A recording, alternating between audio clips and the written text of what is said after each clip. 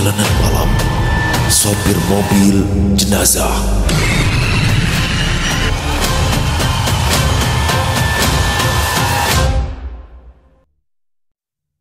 Langit pagi begitu bersih, berwarna biru muda yang jernih. Sesekali motor lewat dan terdengar sayup obrolan para tetangga dari warung kopi di dekat masjid. Sebuah mobil travel berhenti perlahan di depan gang. Pintu samping dibuka dan dari dalamnya keluar seorang lelaki berwajah bersih, berkacamata hitam dengan rambut dipotong pendek. Cakra. Akhirnya dia pulang setelah 2 tahun bekerja di luar negeri. Ibunya, Bu Aini, berdiri di halaman rumah sambil memegang sapu lidi. Semula dia menyapu daun kering yang berjatuhan tertiup angin deras tadi. Cakra, matanya terbelalak melihat Cakra melangkah ke halaman. Sapu lidi jatuh begitu saja. Dia berjalan cepat lalu memeluk anaknya dengan erat. Air mata menetes deras membasahi pipi. Alhamdulillah, akhirnya kamu pulang juga, nak, ucap Bu Aini lirik. Cakra takzim mencium tangan ibunya. Di belakang mereka satu adiknya berlari menyambut kedatangan Cakra. Mas Cakra, kenapa lama sekali baru pulang? Cakra tertawa lalu mengelus rambut adik bungsunya.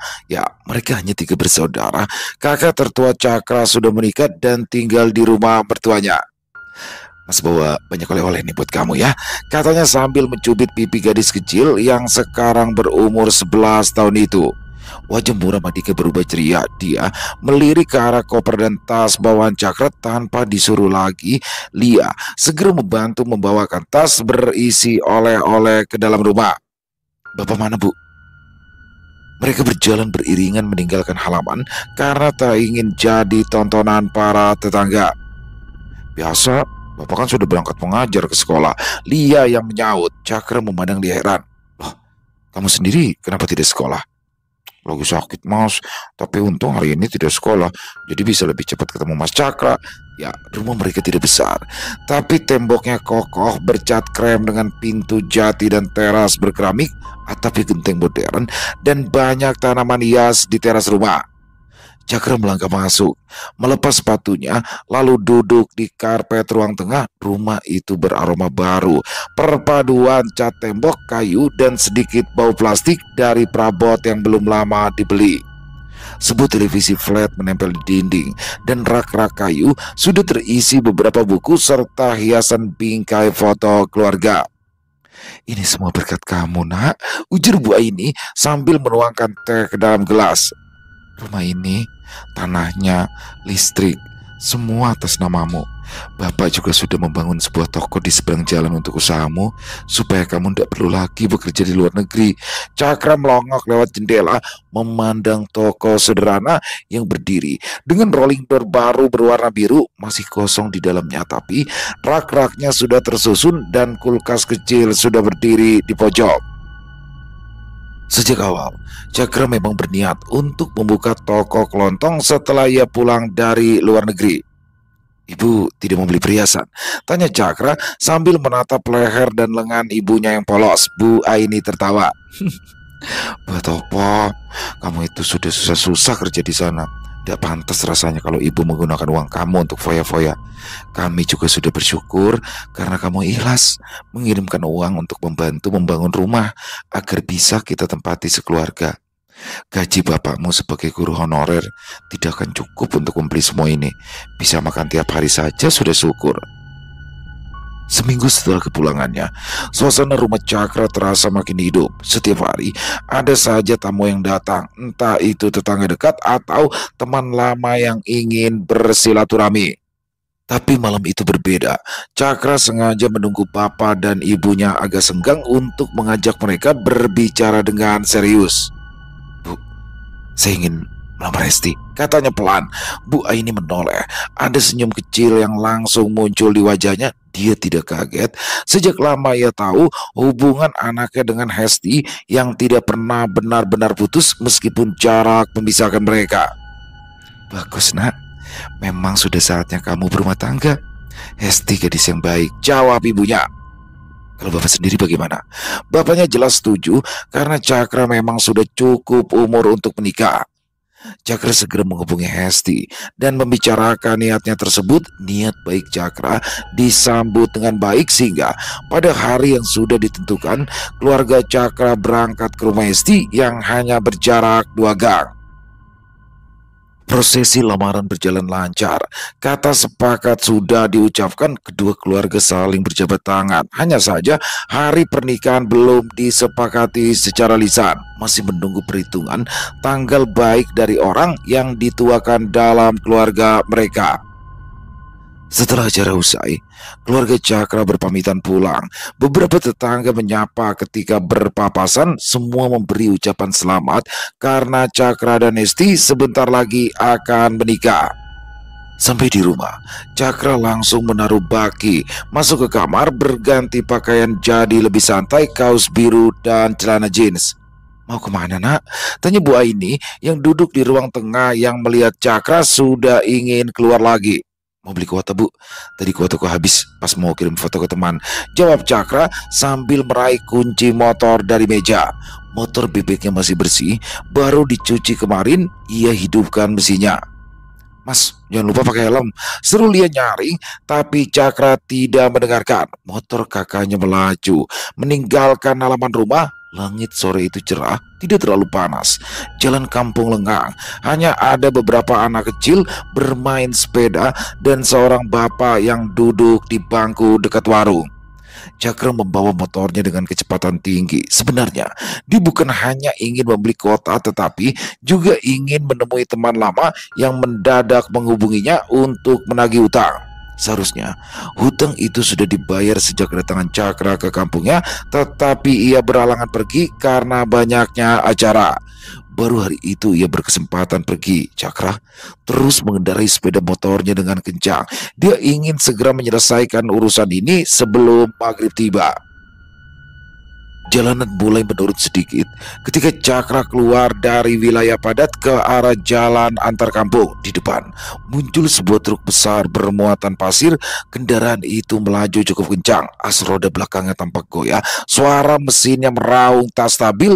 Sopirnya tampak gugup ketika mencoba mengendalikan laju sambil membunyikan klakson panjang. Cakra terkejut. Dia ingin menghindar, tetapi sudah terlambat. Dalam sekejap, bagian depan truk itu menyambar motor Cakra. Tabrakan itu membuat tubuhnya terpental ke sisi jalan, tetapi salah satu roda belakang melindas tubuhnya sebelum truk bisa berhenti sepenuhnya. Darah mengalir deras di atas aspal. Motornya ringsek parah ketika terlempar ke selokan di pinggir jalan. Beberapa warga yang melihat kejadian itu berteriak, "Kecelakaan! Kecelakaan!" Seorang pemuda langsung berlari ke arah perkampungan terdekat untuk meminta pertolongan, sedangkan yang lain bergegas mendekati Cakra yang sudah tewas di tempat. Innalillahi wa inna ilaihi rojiun, gumam mereka sambil menutupi tubuh Cakra dengan daun pisang. Beberapa orang yang melihat kejadian itu bergidik ngeri karena Cakra sudah tidak bisa dikenali, ususnya terburai, salah satu kakinya putus dan terlempar cukup jauh. Sementara truk itu akhirnya berhenti 100 meter dari tempat kejadian. Sopirnya turun dengan wajah yang pucat, tangannya gemetar. Dia hanya bisa berdiri mematung dikerubungi warga yang marah bercampur panik. Berita kecelakaan itu menyebar dengan cepat. Seseorang menghubungi Pak RT yang langsung menelpon keluarga Cakra. Di rumah, Bu Aini masih sibuk melipati jemuran kering ketika seorang tetangga berlari masuk tanpa permisi. "Bu Aini, Cakra kecelakaan di jalan arah balai desa, ditabrak truk." Bu Aini terkejut. "Cakra kenapa?"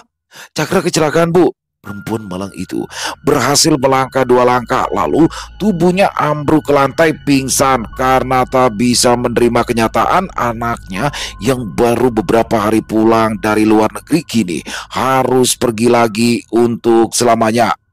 "Ibu," panggil Lisa sambil mengguncang bahu ibunya. Perempuan itu mengerang lemah, kelopak matanya terbuka sebentar lalu kembali tertutup.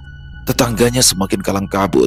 Melihat keadaan Bu Aini yang menyedihkan, kabar duka itu juga sampai ke rumah Hesti. Hesti baru saja mengganti kebaya biru muda yang dikenakannya pada saat acara lamaran tadi ketika seorang temannya menelpon untuk memberi kabar tentang kecelakaan Cakra. Hesti menjatuhkan telepon dari tangannya. Kakinya lunglai sehingga ia terduduk di tepi ranjang. Gak mungkin. Gak mungkin Cakra meninggal. Baru aja dia pulang dari sini.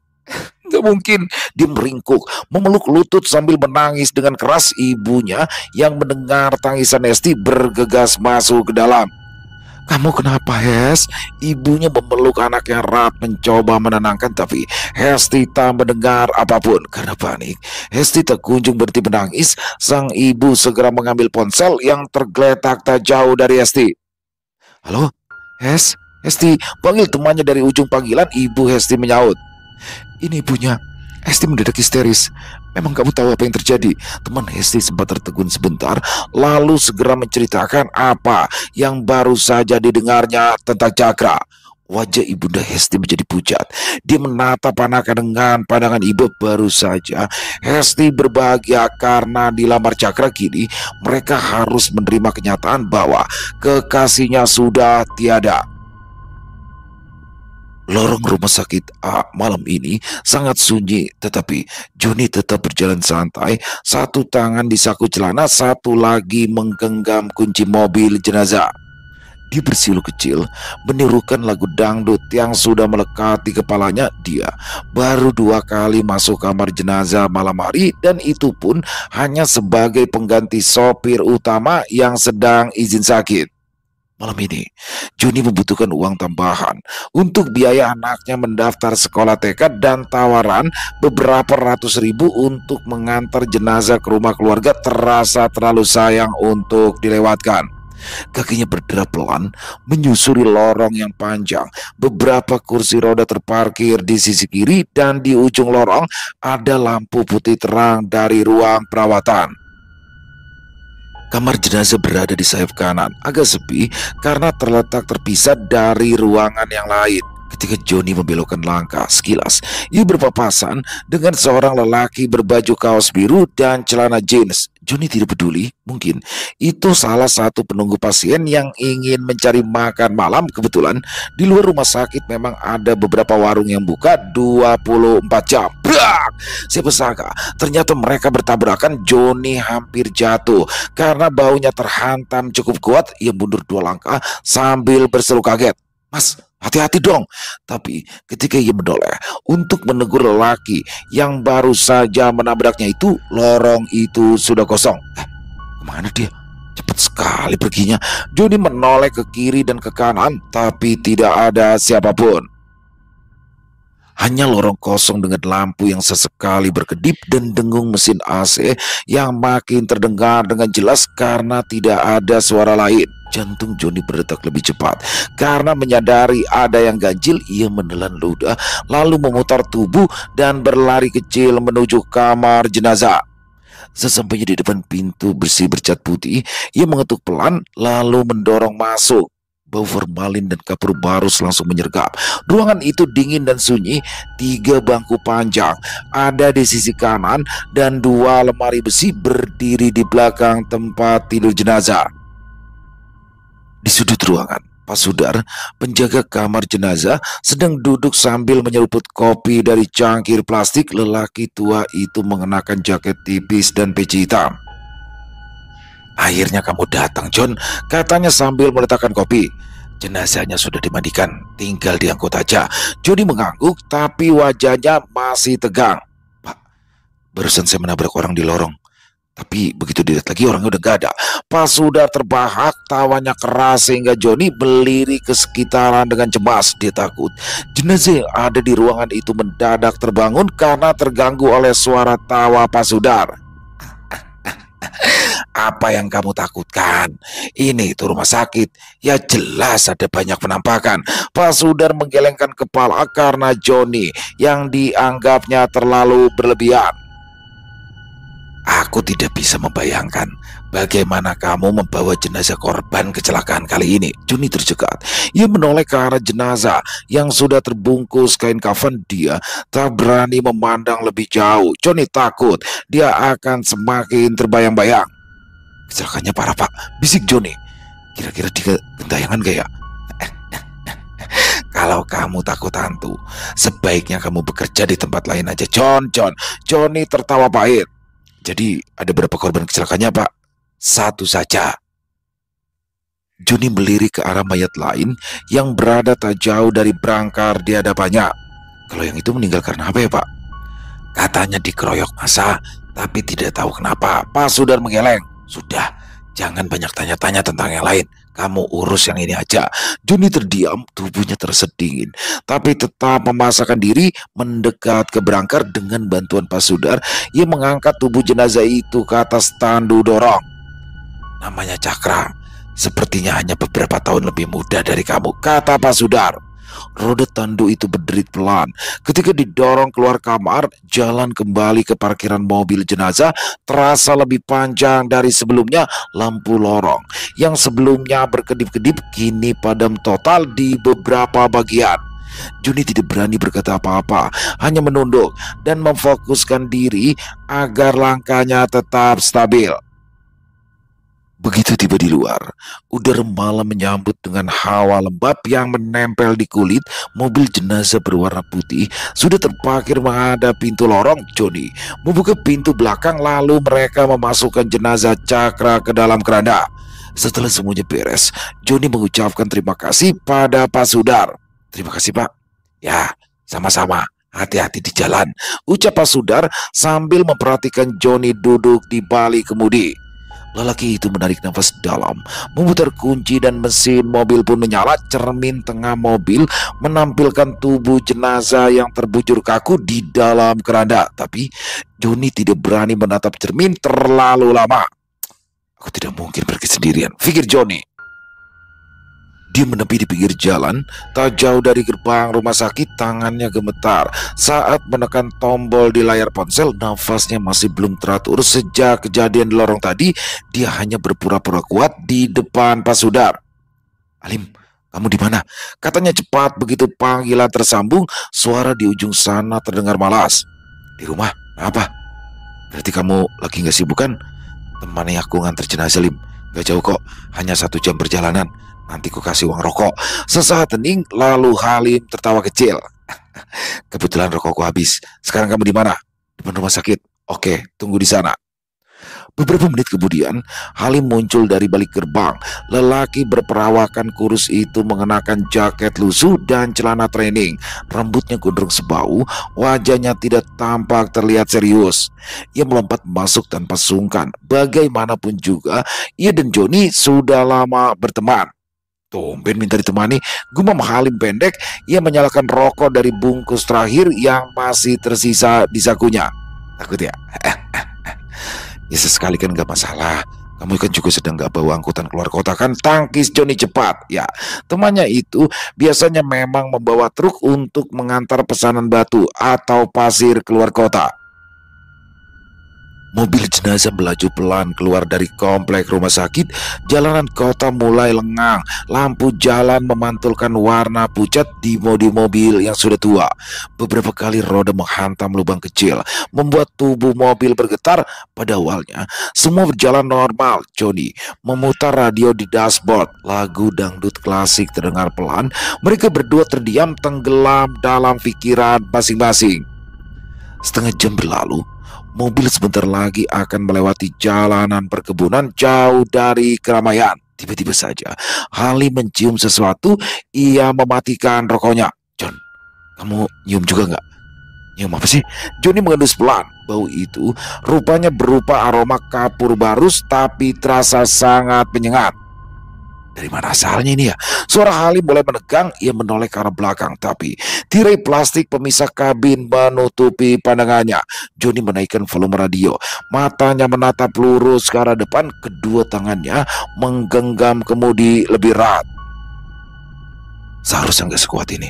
Aku sudah 2 kali mengantar jenazah, tapi belum pernah begini, katanya pelan. Apa mungkin ini karena dia korban kecelakaan ya? Bau kapur barus itu semakin tajam, menusuk ke hidung, membuat mata berair dan tenggorokan kering. Halim menelan ludah. Kecelakaan. Joni tidak menjawab, ia justru melirik ke arah spion tengah. Tirai penghalang itu masih tertutup, lalu entah kenapa udara di dalam mobil mendadak lebih dingin. Mereka saling berpandangan. Joni memberikan isyarat agar Halim mendekatkan telinga ke arahnya. Halim menurut. Dia mendengarkan bisikan Joni dengan seksama, lalu matanya terbelalak. Separah itu kecelakaannya. Halim jadi ikut berbisik. Joni mengangguk, bulu romanya merinding karena takut. Beberapa menit terus berlalu. Kedua temannya itu tidak berani berbicara lagi. Untuk beberapa saat bahkan musik yang tadi diputar Joni sudah dimatikan sejak tadi setelah Halim menegurnya. Puh!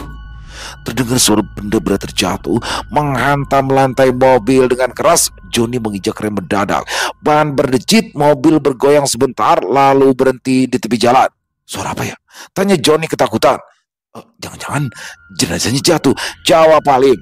Joni menatap Halim lalu menoleh ke arah belakang. Harus ada yang periksa benda apa yang jatuh tadi. Ya harus, tapi itu bukan aku loh, jawab Halim cepat. Aku kan cuma ikut nemenin, ini tanggung jawabmu. Joni menghela nafas kasar. Ya kamu juga tahu kan, aku nggak berani turun sendirian tengah malam begini. Nah itu kan tugasmu, ya wajar dong kalau kamu yang ngecek. Keduanya saling pandang dengan tegang, tak ada yang bergerak selama beberapa detik. Pada akhirnya, Joni membuka pintu dan melangkah turun. Udara malam terasa dingin menusuk, sehingga Joni harus merapatkan jaketnya. Joni berjalan memutar ke belakang mobil jenazah dengan langkah yang berat. Lampu rem belakang masih menyala, menerangi sedikit bagian jalan. Joni membuka pintu belakang dan menyorotkan senter kecil dari ponselnya. Dia menelusuri bagian dalam mobil. Dia menghela nafas lega karena jenazah Cakra masih berada di dalam keranda. Senter ponsel digerakkan lagi untuk melihat lebih teliti ke sekeliling, tapi semua baik-baik saja. Joni berdiri di sana beberapa saat. Kepalanya menoleh ke kiri dan ke kanan lalu menggaruk kepalanya sendiri. Gak ada apa-apa, Lim, serunya bingung. Ia menarik nafas panjang. Ia segera menutup pintu belakang dan menguncinya. Saat Joni berjalan kembali ke arah pintu sopir, tiba-tiba saja brak! Pintu belakang terbuka keras sehingga menghantam badan mobil. Joni tersentak, tubuhnya melompat mundur 2 langkah. Halim di dalam kabin juga terkejut. Tubuhnya hampir terlonjak dari kursi dan menoleh ke belakang dengan wajah yang pucat. Mereka berdua diam, menatap pintu yang kini terbuka lebar bergoyang pelan karena hembusan angin malam. Halim bergegas turun dan menghampiri Joni dengan gugup. Apa itu tadi? Dia melirik ke arah Joni yang masih terpaku menatap pintu belakang mobil yang terbuka.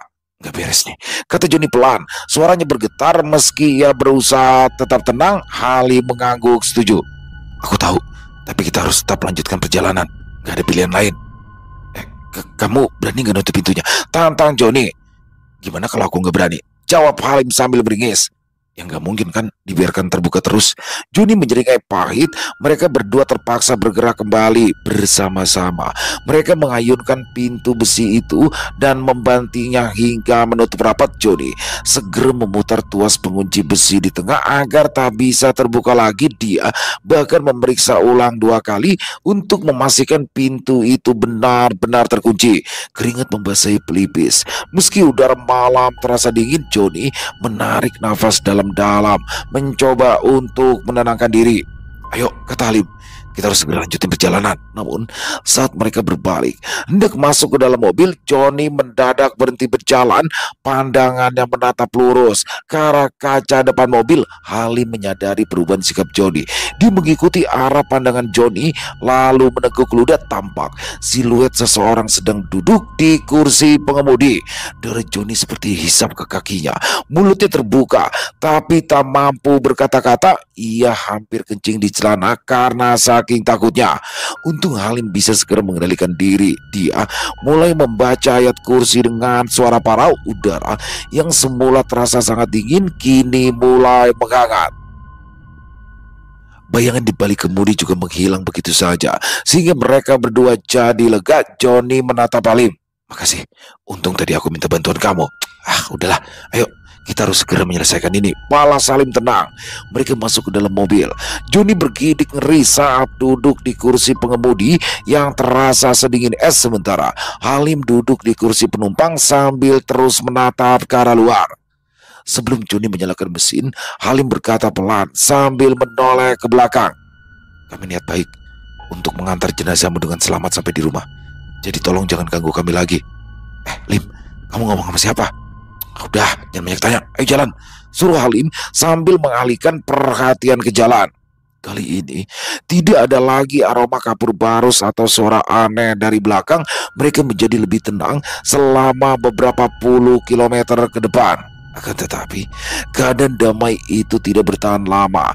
Ketika memasuki perkebunan, kabut turun begitu tebal sehingga pandangan Joni hanya bisa melihat beberapa meter ke arah depan. Pada langit baru saja diguyur hujan sepanjang sore, bahkan jalanan saja masih basah. Joni menurunkan kecepatan mobil. Dia harus berhati-hati karena lampu depan nyaris tak mampu menembus kabut. Aneh banget, gue mau malip. Biasanya kabut begini cuma muncul waktu musim kemarau karena terjadi kebakaran hutan. Joni mengangguk tanpa melepaskan pandangan dari jalan. Tangannya mencengkram kemudi erat-erat. Setiap 5 detik sekali dia menoleh ke arah spion memastikan pintu belakang tetap tertutup rapat. Kita harusnya udah deket kan? Tanya Halim sambil menatap keluar jendela mencari tanda-tanda jalan yang familiar. Harusnya sih udah, jawab Joni pendek. Tapi aneh, kok aku kayak gak kenalin tempat ini ya? Suara mesin terus menderu pelan. Jalanan terasa lebih sunyi dari biasanya. Tidak ada satupun kendaraan melintas. Bahkan tidak terdengar suara jangkrik atau kodok. Sejam sudah berlalu sejak mereka memasuki jalan menuju tempat tujuan, tapi jalan yang mereka tempuh terasa seperti tak berujung. Joni mulai berkeringat, punggungnya lengket, bajunya basah oleh keringat padahal AC mobil dinyalakan. Dia menggigit bibir lalu melirik ke arah Halim. Apa jangan-jangan kita tersesat ya? Tanyanya. Halim menggeleng. Tidak mungkin, bukannya kamu udah sering lewat sini? Joni menggertakkan giginya, hatinya mulai merasa kacau. Astagfirullah. Joni menginjak rem sekuat tenaga, mobil kembali berhenti mendadak.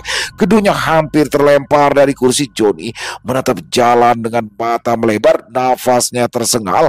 Halim memegangi dashboard sementara bibirnya berkomat-kamit. Beberapa detik yang lalu muncul seorang perempuan tepat di depan mobil mereka. Joni hampir saja menabraknya. Beruntung refleks lelaki berumur 30 tahunan itu cukup cepat. Joni memukul kemudi karena jengkel. Apa dia udah gila ya? Setelah berhasil menenangkan diri, Joni kembali menjalankan mobil. Kali ini jauh lebih pelan untuk menghindari kejadian yang sama. Nanti kalau dia aneh-aneh lagi, tabrak aja, kata Halim tiba-tiba. Joni melirik gusar, mengira temannya itu hanya bercanda, tapi wajah Halim tampak serius. Kalau nanti orangnya mati, pancingnya dengan perasaan dongkol. Memangnya hantu bisa mati 2 kali? Jawab Halim datar. Mata Joni membulat sebesar biji jengkol. Dia hampir memukul kepala temannya sendiri, tapi berhasil menahan diri. Dan benar saja, beberapa meter di depan mereka kembali muncul seorang perempuan berpakaian lusuh menyeberangi jalan tanpa memperdulikan cahaya lampu mobil yang menyinari tubuhnya. Tangan kanan Halim bergetar. Lim, itu manusia atau bukan? Halim menjauh cepat, tabrak aja. Joni masih ragu, tapi rasa takut sudah membuatnya lebih percaya pada temannya daripada logika. Dia pun menginjak pedal gas. Mobil meluncur dengan cepat. Lampu depan menyinari nenek itu penuh-penuh. Tubuh renta itu seharusnya terpental ketika ditabrak dengan kencang, tapi ternyata tidak terasa benturan sama sekali. Mobil terus melaju setelah menembusnya yang mendadak raib di tengah kabut. Joni seketika ingin menoleh ke belakang. Dia hilang. Udah, jangan lihat ke belakang, kata Halim. Terus jalan, baca semua surah yang kamu hafal. Joni tidak menyaut. Beberapa menit kemudian kabut mulai menipis. Rumah-rumah mulai tampak di kejauhan. Lampu-lampu redup di teras rumah penduduk memberikan isyarat bahwa mereka akhirnya sampai di tempat tujuan. Isak tangis menyambut kedatangan mobil jenazah. Bapaknya Cakra, Wito, berusaha tegar meski suaranya pecah saat ia menyambut Joni. Terima kasih. Sudah mengantarkan anak saya, ucapnya pelan. Ini sudah tugas saya, Pak, ucap Joni. Dia pun ikut membantu membawa keranda turun dari mobil jenazah. Tangis kembali pecah saat jenazah diturunkan dari mobil. Setelah semua beres, Joni mendekati salah seorang kerabat dan bertanya apakah ia boleh menumpang ke kamar mandi. Perempuan itu mengangguk dan menunjukkan arah. Masuk aja, Mas. "Eh, masuk, lalu terus saja ke belakang." Joni segera berjalan menuju ruang belakang. Ketika ia melewati ruang tengah, pandangannya tertumbuk pada sebuah bingkai foto besar yang digantung di dinding. Dia terhenti. Di dalam bingkai itu berdiri gagah seorang pemuda. Joni terpaku begitu mengenali wajah pemuda yang sama persis dengan orang yang bersenggolan bau dengannya di rumah sakit tadi. Senyuman samar yang terpahat pada wajah tirus itu membuat bulu kuduknya meremang. Salah seorang kerabat, Pak Yandi, berdiri di belakang Joni dan ikut melihat ke arah pandangnya. Dia menyentuh lengan Joni. "Itu foto almarhum Cakra," katanya sedih. "Cakra?" Gumam Joni tak percaya. Jadi lelaki yang ditemuinya di rumah sakit tadi adalah Cakra. Kakinya terasa lemas. Niat awalnya untuk pergi ke kamar mandi langsung buyar. Dia ingin pulang saat itu juga. "Saya pamit, Pak," katanya pada Pak Yandi, tapi sebelum sempat mencapai pintu, Pak Wito memanggilnya. "Loh, mau kemana, Mas? Jangan pulang dulu." Saya harus segera pulang, Pak," kata Joni terbata-bata. "Jangan, masih malam. Lebih baik kamu istirahat sambil nunggu pagi," timpal Pak Yandi. Joni tidak segera mengiyakan. Matanya berkeliling menatap sekeliling rumah untuk mencari Halim, tapi teman seperjalanannya itu tak kunjung ditemukan. "Cari siapa, Mas?" tanya Pak Yandi yang sedari tadi memperhatikannya. Joni menggeleng pelan. Halim tidak ditemukannya di seputar ruang tamu. Mungkin temannya itu sudah pergi ke kamar mandi lebih dulu. Pak Yandi cepat tanggap setelah melihat keadaan Joni yang linglung. Ia segera meminta lelaki muda itu untuk duduk sementara ia mengambilkan segelas air putih. "Istriku sedang membuatkan kopi dan mengambilkan makan. Kamu tunggu dengan tenang di sini ya." "Tapi saya belum lapar, Pak," tolak Joni halus. Lagi pula, dia tidak bisa menelan makanan dalam keadaan begini setelah melalui perjalanan sulit penuh teror. Dia ingin segera tidur saja dan melupakan semua kejadian menyeramkan ini. "Paling tidak minum kopi dulu. Sepertinya kamu tadi mengalami kejadian menakutkan saat di jalan."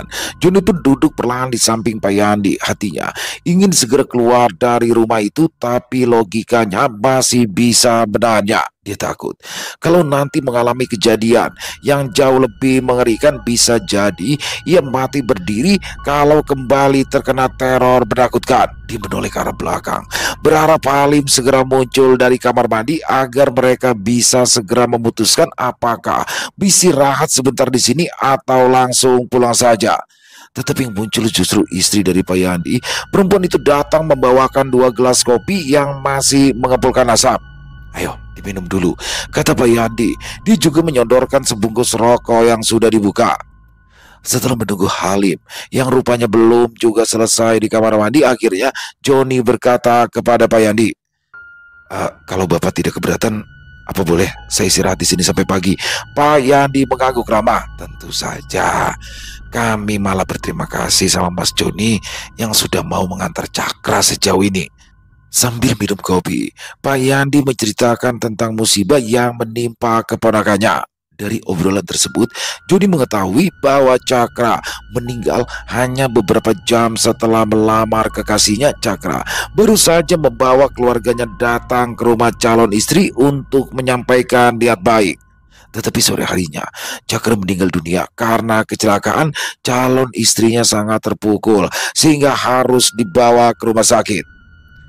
Sebenarnya dia itu anak yang baik, Mas. Selalu ringan tangan membantu semua orang. Makanya kami sangat senang ketika dia akhirnya pulang ke kampung. Tapi siapa sangka umurnya ternyata tidak panjang. Joni mengangguk beberapa kali. Dia sedikit prihatin kala mendengar cerita dari Pak Yandi, tapi rasa takutnya belum juga hilang. Tanpa sadar, Joni tertidur dalam keadaan duduk. Pak Yandi yang melihat Joni sudah tidur segera pergi diam-diam karena tidak mau mengganggu istirahat lelaki itu. Joni baru terbangun ketika ia mendengar suara azan subuh berkumandang. Bersiap pulang, ia bergegas mengenakan jaket dan sepatu lalu menghampiri keluarga Cakra di teras depan untuk berpamitan.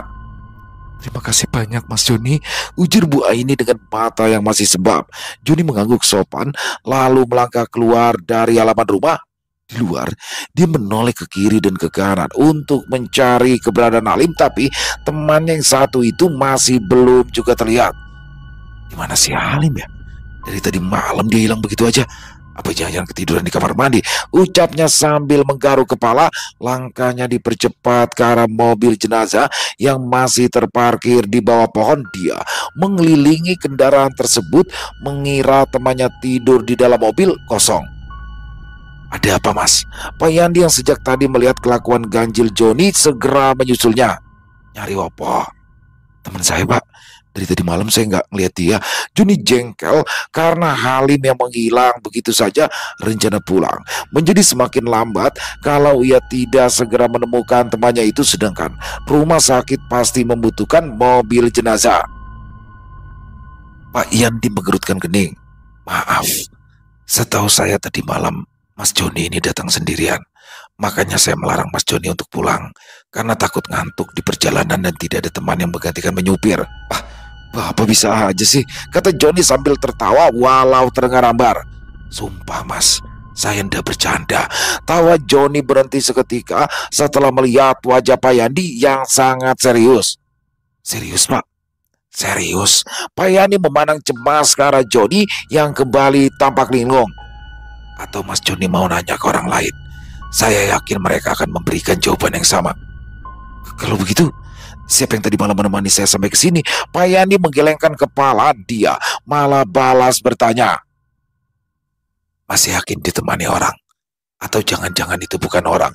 Joni segera mengambil ponsel di dalam saku celananya. Kemarin sebelum berangkat saya sempat menelpon Halim, Pak. Antu kan nggak mungkin punya handphone. Ia membuka log panggilan terakhir untuk diperlihatkan pada Pak Yandi, tetapi tangannya gemetar ketika melihat tadi malam ia sama sekali tidak menelpon Halim. Kenapa Mas? Joni tidak bisa menjawab. Dia memandang Pak Yandi dengan pandangan kosong. Tiba-tiba saja ponsel di tangannya bergetar. Layar menampilkan satu nama yang membuat jantungnya berhenti berdetak sejenak. Halim menelpon. Nah, ini teman saya yang nemenin saya tadi malam akhirnya nelpon Pak.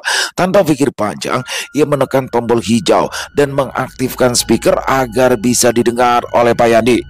Halo Lim, kamu ada di mana? Tapi suara yang terdengar dari ujung telepon itu bukanlah suara laki-laki, melainkan perempuan yang terisak-isak. Ini istri Halim. Ini istri Halim, Mas Joni. Dini, ucap Joni heran. Kenapa nangis? Halim mana? Halim meninggal, Mas. Kemarin dia sedang membawa pasir ketika truk yang menabrak orang.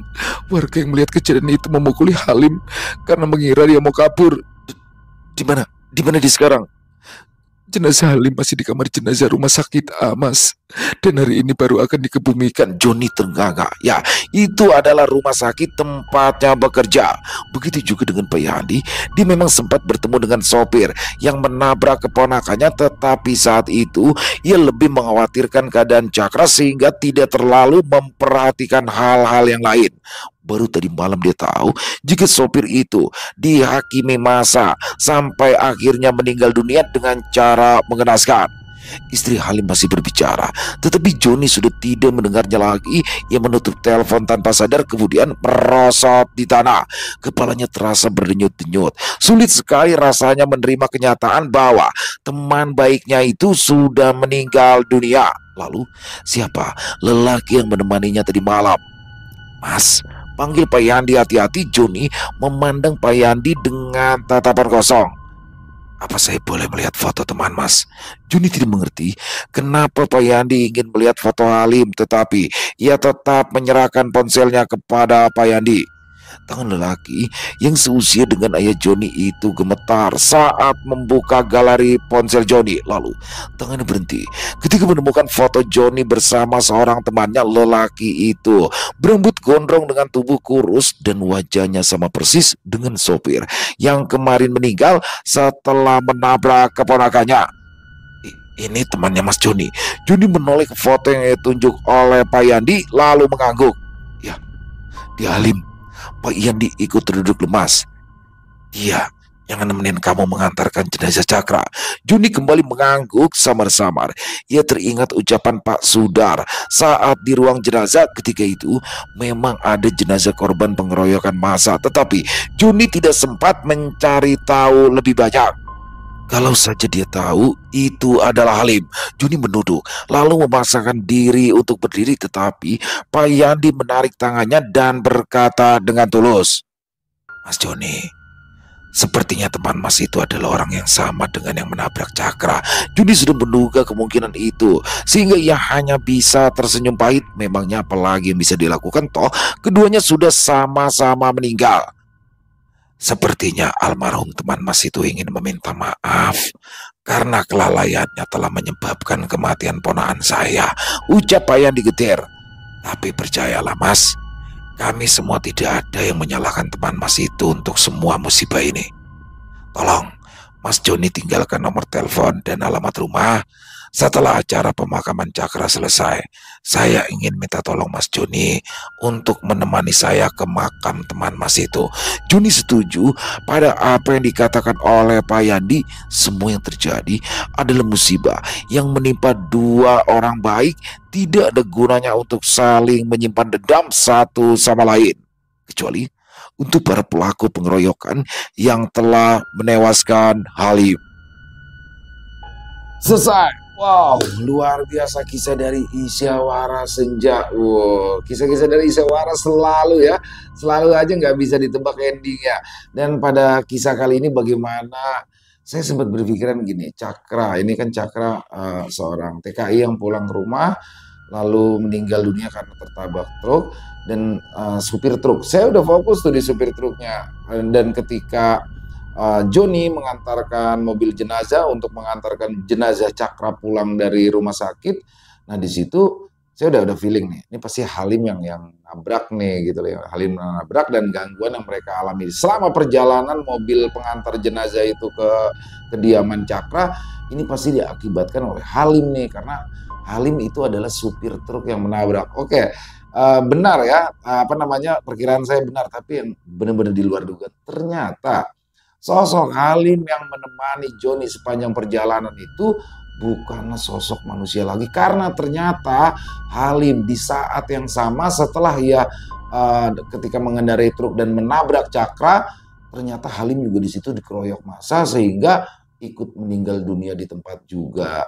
Dan di dalam rumah sakit itu di ruang mayatnya ya saat itu kan ada dua jenazah. Itu ternyata yang satu jenazah Cakra dan yang satunya lagi adalah jenazah Halim. Dan bagaimana Pak Sudar udah bilang yang satu itu adalah jenazah korban pengeroyokan. Waduh, ini asli keren banget. Jadi nggak bisa ditebak gitu. Jadi masih ada plot twist di balik plot twist lagi. Keren pakai banget. Dan dijelaskan bahwasanya Halim seperti ingin mengantarkan jenazah Cakra ke rumah sebagai bentuk permintaan maaf dari dia karena sudah menabrak Cakra. Sebenarnya itu kecelakaan lalu lintas ya teman-teman ya, tidak ada yang pernah menginginkan musibah, dan alhamdulillah dari pihak keluarga Cakra juga bisa menerima semuanya dengan ikhlas dan bahkan berniat untuk datang ke makamnya Halim. Wah keren banget di sini, asik keren pakai banget. Kisahnya diawali dengan Cakra kepulangan Cakra, lalu ada konflik. Ini salah satu kisah yang komplit kalau menurut saya. Terima kasih kepada Isyawara Senja atas kisahnya yang luar biasa. Ditunggu lagi untuk kisah-kisah selanjutnya, dan semoga kisah barusan bisa menghibur teman-teman semua para pecinta penikmat horor misteri, lebih khusus lagi kepada para subscriber dari channel Ilo Bercerita. Buat yang punya pendapat lain atau komentar lain tentang kisah barusan bisa menuliskan di dalam kolom komentar ataupun hanya sekedar saling menyapa. Insya Allah kami akan menjawab satu persatu. Buat yang suka dengan videonya bisa diklik tombol like, tombol jempolnya, boleh juga ya dibantu di share link videonya ini ke teman-teman yang lain agar juga ikut merasa terhibur. Dan buat teman-teman yang belum subscribe channel Ilo Bercerita, yuk diklik dulu tombol subscribe, jangan lupa lonceng notifikasinya dinyalakan agar teman-teman selalu mendapatkan notifikasi dari konten-konten yang akan kami upload selanjutnya. Untuk channel Ilo Bercerita akan kami upload tiap hari teman-teman ya, setiap malam jam 9 malam waktu Indonesia bagian Barat. Kami ingin mengucapkan terima kasih juga kepada seluruh teman-teman yang sudah selalu setia hadir, yang sudah selalu mendukung kami, karena teman-temanlah kami selalu bersemangat berkarya di setiap harinya. Oh iya, buat teman-teman yang mungkin punya kisah horor misteri yang apabila mungkin berkenan untuk dibawakan di channel kami, bisa mengirimkannya ke nomor telepon kami yang ada di sini, dan bebas ya, kirimannya bisa dalam bentuk tulisan, rekaman suara, intinya senyamannya teman-teman aja. Buat teman-teman yang sudah mengirimkan kisah, kami ucapkan terima kasih. Di akhir kata, saya Ilo mengucapkan permohonan maaf apabila mungkin dalam pembawaan kisahnya barusan ada kata-kata saya yang salah, ataupun ada kata-kata saya mungkin yang kurang berkenan. Saya mohon dibukakan pintu maaf yang seluas-luasnya. Sampai berjumpa lagi di konten-konten kami selanjutnya yang pasti tidak kalah serunya, yang pasti tidak kalah horornya. Masih bersama saya Ilo di channel Ilo Bercerita. Salam sehat, sukses selalu untuk kita semua. Wassalamualaikum warahmatullahi wabarakatuh.